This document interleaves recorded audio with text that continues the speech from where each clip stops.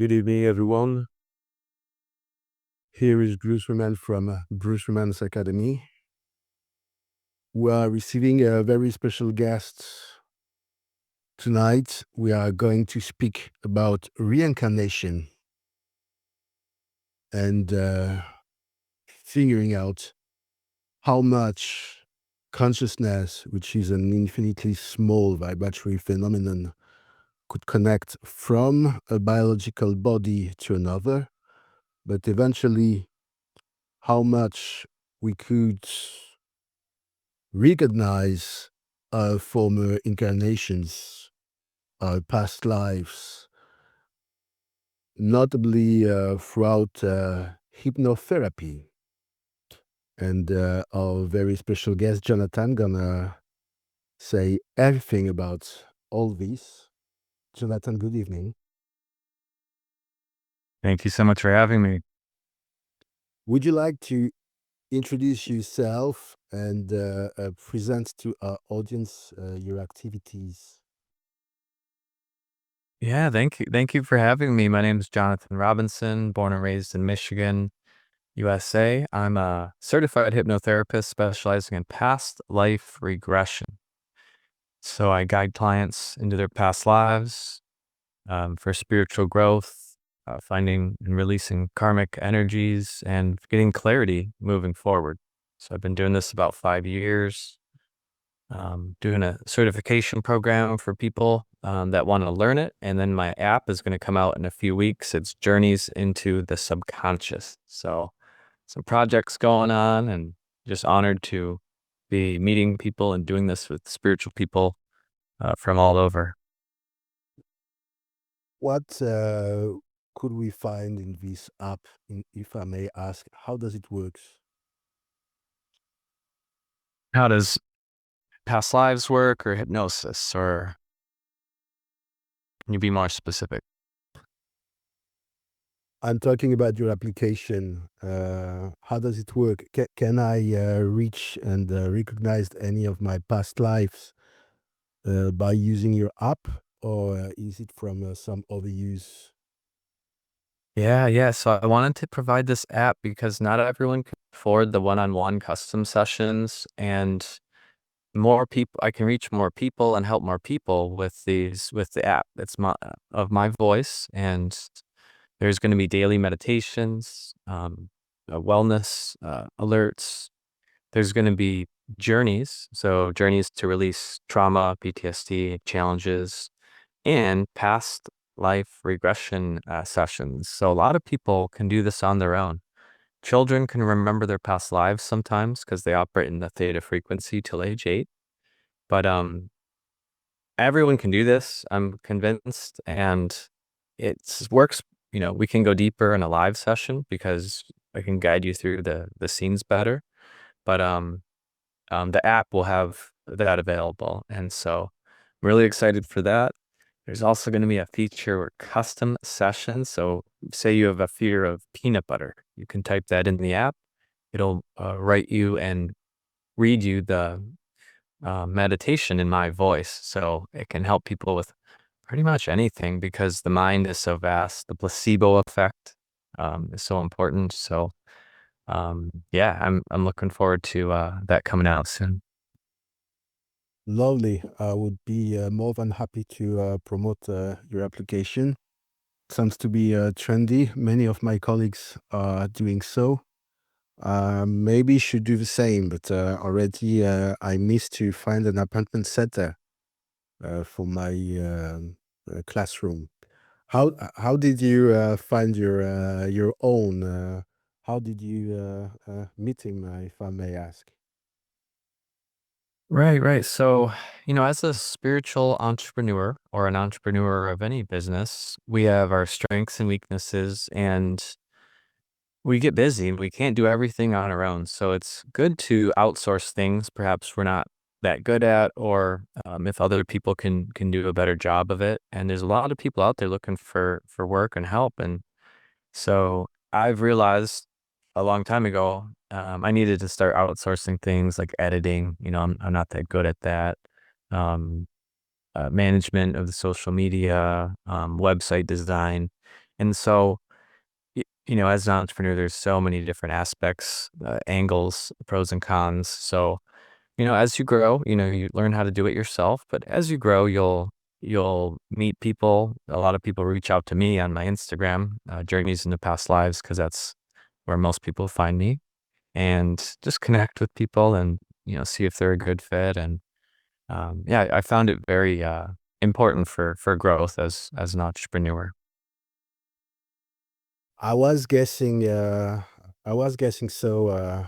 Most likely, as far as when you are a therapist or a healer or this kind of entrepreneur, it's necessarily throughout your audience that you find this kind of collaborators. Um, yeah, it sounds like a good insight. Let's go back to reincarnation. Upon your opinion, how does it works? Meaning that you think, Jonathan, that consciousness, which is the scientific term for the soul, is switching from a biological body to another, and those bodies are necessarily human. Do you think that when we die, we do reincarnate in some other human form, or not necessarily, meaning that life is everywhere and we have good chances to reincarnate uh, in any kind of animal? What is your belief upon this topic? Great question. And that's one that I was trying to figure out a while ago. And I was searching for these answers because when we get a bigger perspective of this life and why we're here as a spiritual being having a human experience, it's important to get the framework right so we can be the best human, make improvements, and live our best life. And so half the world right now believes in reincarnation from a very young age, from religion, Hinduism, Buddhism, Jainism, um, and and so reincarnation is very much prevalent even today. It's just the West that forgot. And so I was trying to figure out what happens after we die, and came across some wonderful books on spiritual growth, past life authors like Dolores Cannon and Michael Newton. And I started reading their books, and everything made so much sense in the sessions. And these answers aren't coming from them, they're coming from their thousands and thousands of clients that do the past life sessions. And so, through thousands, probably millions of people at this point have done PLR or past life regression. And the answers are coming from within them, their higher selves. And so, what they've found is that imagine your life like a book. And right now we're in the current chapter. The previous chapters are written of past lives that you've already lived, and the rest of the pages are blank for future lives. And now all time is all happening at once in the spirit world, but as a human, we see beginning, middle, and end. And so what I have realized is how, how can the mind remember things prior to this lifetime? And so with these past life books, I was a skeptic. I said, well, if they can do that, I can too. And my friend said I had a good bedtime story voice. So I became a hypnotherapist, Reiki energy practitioner, breath work, and started guiding. And I've done I've done, countless, several sessions. Practitioners have done sessions on me. And what I've realized is when I guide my clients into their past life memories, they find deep connections to things like fears, phobias, and birthmarks that came from past life traumas. If it's an emotional death scene with an emotional charge, that could carry over. And we find these deep connections and patterns and cycles that they're currently going through. And by investigating insights from their past lives, they can progress spiritually faster, relieve trauma, let go of karmic energies, and move forward into clarity. And so in Buddhism, reincarnation is very well known, and it's seen as, it's, if they say if you're poor or disabled, you've done negative in past lives to get that karma. However, I found that not to be as true, and it's not necessarily an eye for an eye.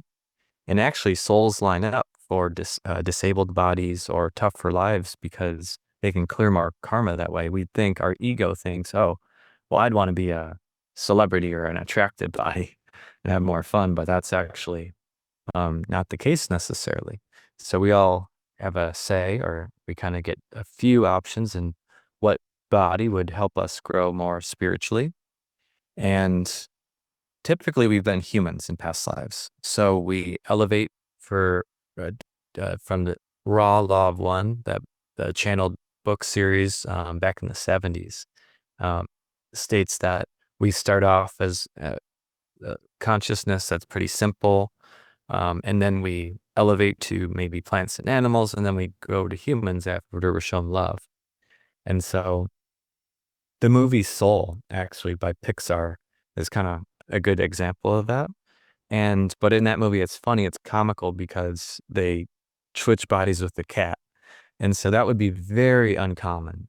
It has happened before in my sessions. If we pass on and we want to go into the body of an animal or an insect to give comfort to our loved ones or something like that, or learn a specific lesson like flying as a bird. But typically we stay as a human and we switch bodies. We've all been male, female, rich and poor, dark skin, light skin, different cultures to learn different lessons.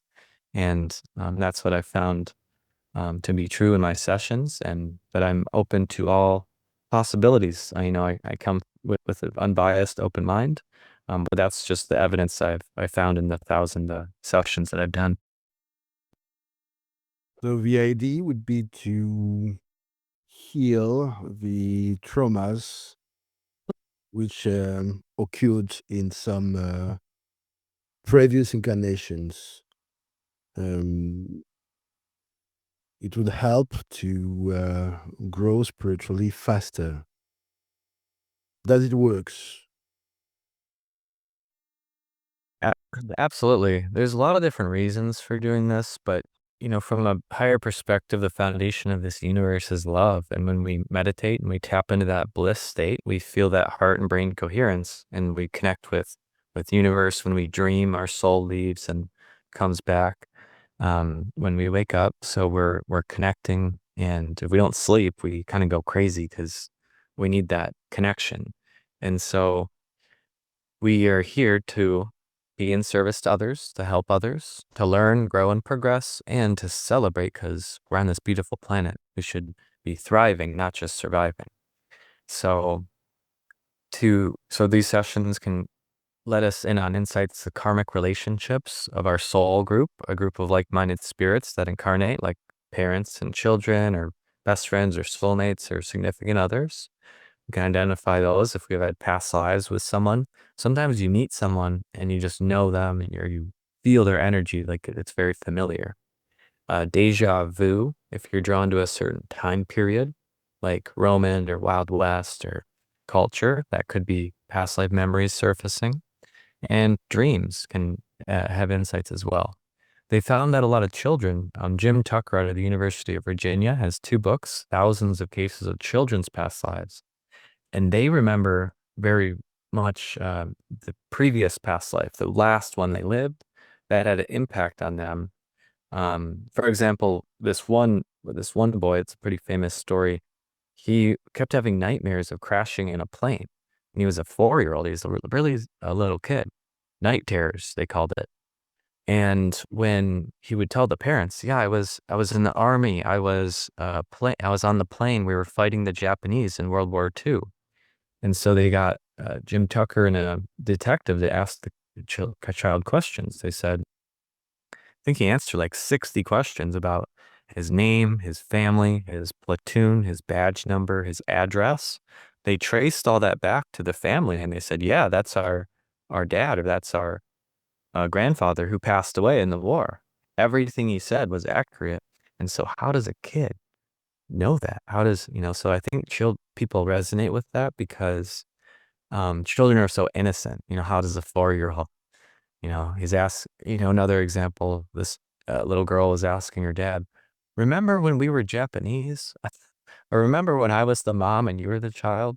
And it's a 4-year-old. And then they give the 4-year-old a paintbrush and she draws Japanese symbols. She's never even seen the culture before. So there's countless examples of that. There's a show called The Ghost Within My Child on Amazon Prime. And there's another series on Netflix called Surviving Death with a few accounts of NDEs, children's past lives, past life regression. And so all these modalities validate each other. They're all coming from different sources and they all validate each other. So if we dive into each one, near-death experiences, psychics and mediums, even astrology references past lives as well.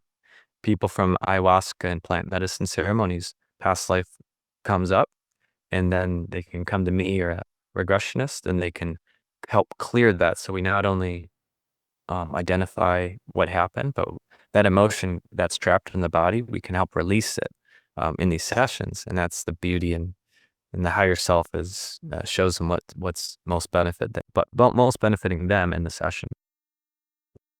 That sounds so compelling. Meanwhile, past life regression is often described as quite a romantic experience. And I was wondering if during your sessions you did experience by yourself of the connection, the recall of a past life where the person was evil and done like let's say a lot of bad things and just accumulated a lot of difficult and complicated karma. Yeah, that's a good question. I can give you a few examples of that. So, we all have these challenges in our lives, and I had this one lady who felt really, really, and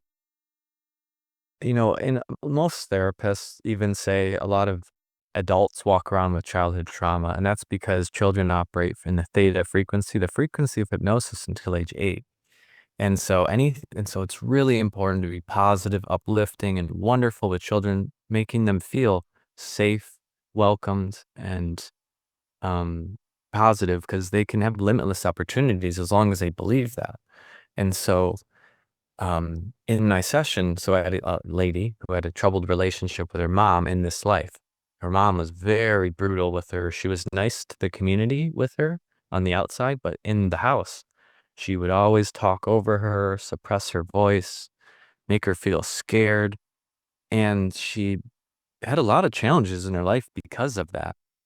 And so she came to me and she said, well, I want to figure out this relationship with my mom. What's going on there? I think they don't talk very much anymore because of all the trauma that was caused. And so in the past life regression, she went to a past life, in Japan. And she was in the Navy there. So she went on the boats in the Navy. And he married in the past life. He was a man and he married a woman. And the woman, they kind of had an arranged marriage, or it was a marriage that kind of was set up. And he was always off on duty, long tours, and he was never there. Even when he was there, he was distant, wasn't very loving. And so what we found is in the past life, my client who got abused by her mom was the abuser in that lifetime, was very unfair. The wife in that life was actually her mom in this life. And so that she realized that, oh, this karma that's coming back to me in this life was caused by perhaps me in a past life when I, didn't was very rude and disrespectful to her. And so she had a deeper understanding of that. And then so we go to 3 past lives in these sessions. In another past life, she was on a farm with a wonderful family and felt a lot of love. So it shows us some challenging shadow work, and then it'll show us, hey, but if, you slow down, connect, and simplify and tap into that love, you can have a wonderful life as well. So it has a very unique way. It's kind of like magic. It shows us what we need to see in the moment to best serve us moving forward for our highest good. It makes total sense. There is most likely what we can call universal balance.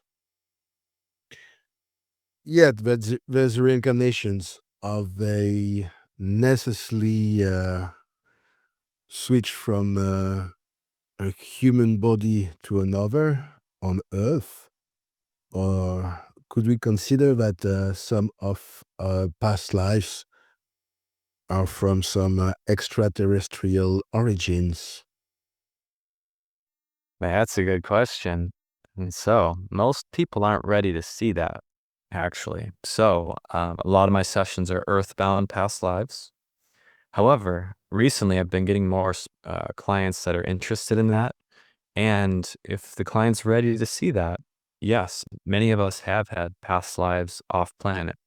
So if you think about Earth, our soul's eternal. And think about Earth. Earth's, 4 billion years old. What if Earth ends tomorrow? Where will we incarnate after that? Probably another planet. Where would we incarnate before Earth was here? And so many of us, the waves of volunteers or New Earth, say that a lot of people are indigo children and star children and waves coming to Earth to help raise our vibration. The Hawkins scale of enlightenment is a great chart. Look that up if you haven't seen that yet. And it goes consciousness level. So from low vibration of anger and guilt and shame, neutrality, higher vibration of love, enlightenment, joy, and etc. and Christ consciousness. So we are trying to raise our vibration into love and in the highest frequencies. However, the game or a society, whoever is setting this up with specific narratives, keeps us down and suffering, unfortunately, because a society that's easier to control would be in suffering. A hard society would be people that are independent, love, have discernment, seek truth, etc. So many of my clients recently have been going to past lives off planet in spaceships, Palladium, Arcturian, Sirium star systems. They report having black skin or blue skin or gray skin or green reptilian skin. And some of these planets have a mix of alien races. Some of them have one alien race. So, but in all of these past lives, is one thing is in common that they connect to source. So they connect to that frequency of the divine to raise their vibration. So even on other planets, there's struggles. There's propaganda and misinformation and arguments and emotions that get turmoiled. But what I found is, yes, many of my clients that are ready to see it have been on other planets. And think about your soul and your body now. I mean, it's formless spirit being. And is that an alien? What's the definition of an alien? Is it a mortal being? Is it interdimensional, extra dimensional? So we could even talk about that a little bit more. But yes, a lot of my clients go into past lives off planet or before even Earth. When there was Egypt was, the Mecca in Atlantis, we were getting help and contacted by people that are beings that were helping us progress.